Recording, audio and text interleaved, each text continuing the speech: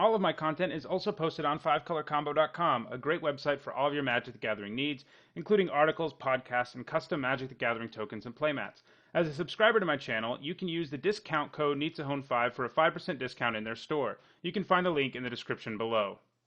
Hello everyone and happy Friday. I'm Neetsahone and each and every Friday I bring you guys a new MTG Top 10 list. This week is sort of a sequel to last week's list where I looked at the best budget Manarocks for Commander. This week also looks at budget artifacts for Commander, but it excludes Manarocks, instead looking at all other artifacts. These are all cards that you can get for under $2 both in paper and online that are either flexible enough or powerful enough that a good number of EDH decks should probably be running them, especially on a budget. Let's get started. At number 10, I have Brittle Effigy. This card isn't a great fit for every EDH deck, but in colors like blue, red, and green, it is especially good.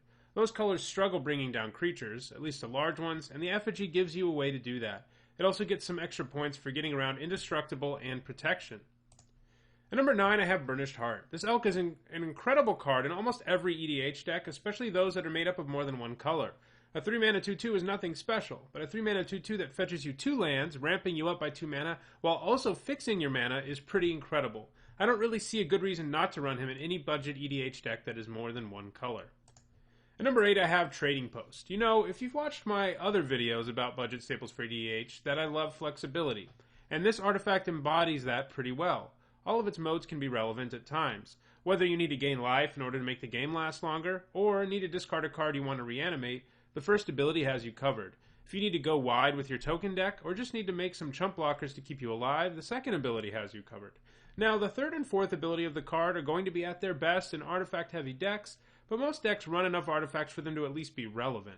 Decks with sacrificing elements may also be interested in the third ability, and the final ability lets you draw a card. Note that you can even sacrifice the Trading Post if you need to for that last effect. At number 7, I have Crystal Ball. This card doesn't look like much, but over a long game of EDH, it can be a pretty great card, basically serving as a budget version of Sensei's Divining Top, and it even has some advantages over that because the top can't put cards on the bottom of your library. With EDH being a singleton format, the ability to scry 2 every turn is quite powerful, allowing you to get through large chunks of your deck in a hurry and smoothing out all your draws in such a way that you will quickly gain an advantage. At number 6, I have Staff of Nin. During a long game of EDH, drawing an extra card every turn is pretty powerful. This not only allows you to draw those extra cards, it also provides a little bit of extra value by being able to ping creatures and players. I've seen it serve as a win condition more than once. At number 5, I have Cel Flute. Another trend you've likely noticed in my other videos about EDH staples is the love of tutors. This is because tutors are themselves inherently flexible. Cel Flute is a repeatable and very flexible tutor, a great thing to have around in the late game as a way to dump your mana for value when you were doing nothing but drawing lands. At number 4, I have Swiftfoot Boots. Protecting your commander is often a pretty central strategy in EDH, and Swiftfoot Boots offers a great way to do that. Lightning Greaves is a more expensive card money-wise, and it gives you the somewhat less powerful ability of Shroud. It's less powerful because you can't target your own commander if you give it Shroud, so I actually like the Boots more than the Greaves in most scenarios. Protecting your commander and being able to give big powerful creatures in general haste is pretty great. At number 3, I have Nasrals Disc. Another thing you may know from my other videos is that I love board sweepers in EDH, and the disc provides a colorless one.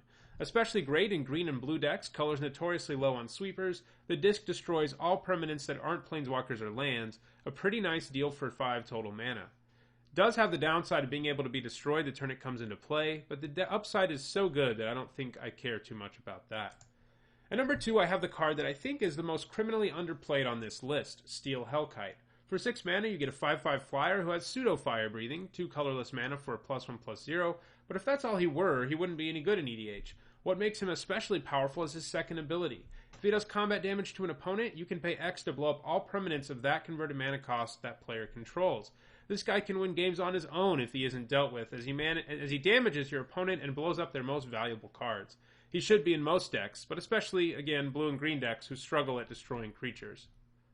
And at number 1, I have Skull Clamp, notorious for being one of the most broken cards of all time and quickly getting banned out of Standard and Extended after it was printed. Skull Clamp is pretty broken in EDH too. It is especially busted in a deck that runs a lot of creature tokens, as you can start converting every token into 2 cards for only 1 mana.